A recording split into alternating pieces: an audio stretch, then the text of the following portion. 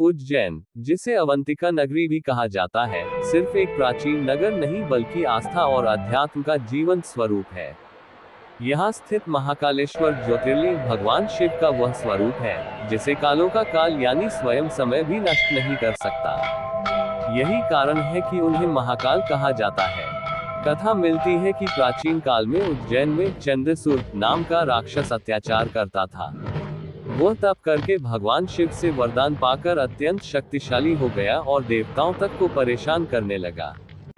जब उसके अत्याचार से त्राही त्राही मच गई, तब भक्तों ने भगवान शिव से प्रार्थना की।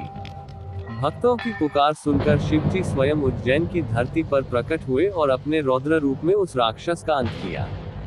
तभी से इस स्थान पर शिव जी महाकाल नाम से पूजित हुए। कहा जाता है कि महाकाल का मंदिर बाकी ज्योतिर्लिंगों से अलग है। यहाँ भगवान शिव अपने भक्तों को न केवल आशीर्वाद देते हैं बल्कि मृत्यु के भय से भी मुक्त कर देते हैं। यही कारण है कि उज्जैन में मृत्यु को मोक्ष का द्वार माना जाता है।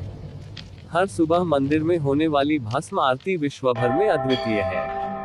प्रातः काल जब चारों ओर शांति होती है, तब महाकाल के दरबार में चिता की भस्म से आरती होती है। इसका अर्थ है कि जीवन क्षणभंगुर है, अंततः सब भस्म में विलीन हो जाता है। इस अद्भुत परंपरा को देखने हजारों लोग रोज आते हैं और स्वयं को धन्य मानते हैं।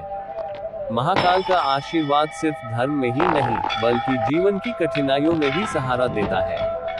मान्यता है कि जो भी सच्चे मन से महाकाल का नाम लेता है, उसकी सभी बाधाएं दूर होती हैं। महाकाल केवल शिव का एक रूप नहीं बल्कि ये हमें जीवन और मृत्यु का सत्य सिखाते हैं। वे बताते हैं कि मृत्यु से डरना नहीं चाहिए बल्कि धर्म और सत्य के मार्ग पर चलकर उसका स्वागत करना चाहिए। आज भी उज्जैन में हर साल महाशिवरात्रि पर अद्भुत मेला लगता है, जब पूरा नगर हर हर महादेव के जयकारों से गूंज उठता है। उस समय ऐसा लगता है मानो स्वयं महाकाल अपने भक्तों के बीच विचरण कर रहे हो। महाकाल का दरबार इस धरती पर अनंत काल से है और अनंत काल तक रहेगा। भक्त जब भी इस मंदिर में प्रवेश करता है, उसकी आत्मा को शांति और हृदय को असीम शक्ति प्राप्त होती है। इसलिए कहा जाता है, काल भी जिसके आगे न टिक पाए, वही है उज्जैन के महाकाल। जय श्री महाकाल।